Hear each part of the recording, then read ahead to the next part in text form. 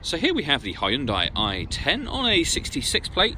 I'm going to start off by showing you around the outside of the car, and then we'll hop in and run through some of the controls on the inside. But from the outside you can see it's a 5-door car with alloy wheels. Let's start off inside the boot and then work our way around the rest of the car from there.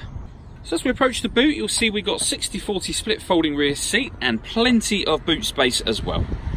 Okay, so we're just going to work our way back round to the front of the car, and then we'll hop in and run through some controls on the inside. But now that we've done a full circle of it, you can see it's in fantastic condition the whole way round.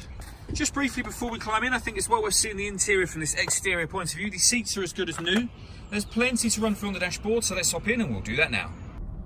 Okay, so now that we're inside the car, we're going to start with the dials. On the left-hand side, we have the rev counter. We've got the speedometer in the middle.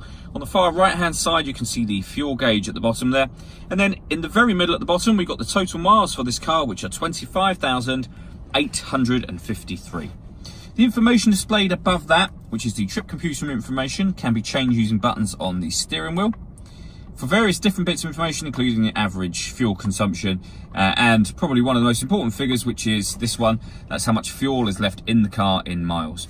All of those adjustments to the trip computer information will be made using that button, and you can reset it all using that one. The other button over this side, or buttons, are for the cruise control and speed limiter.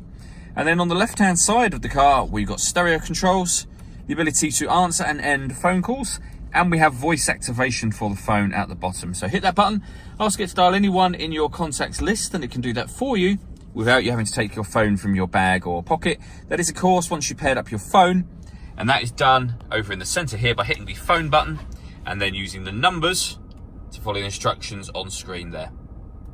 You can see this car's got FM and AM radio. Every push of this will take us round in a circle back to the beginning.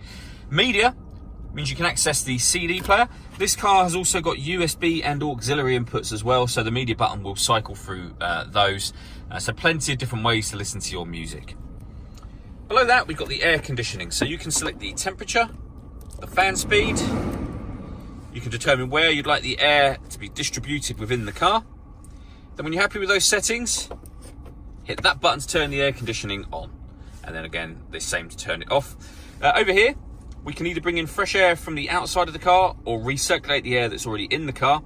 This is a great way of heating up or cooling the car down quickly, depending on the temperature you set over here, of course. Otherwise, most of the time, you'd want it on that one. This section will open up and close. We have a 12-volt charging socket in here, and then the auxiliary and USB inputs. And finally, a 5-speed manual gearbox. All that leaves me to say is thank you for taking the time to watch this video. If you'd like to come and see the car in person and have a test drive, please feel free to call any of our MJA sites. We'd love to hear from you soon.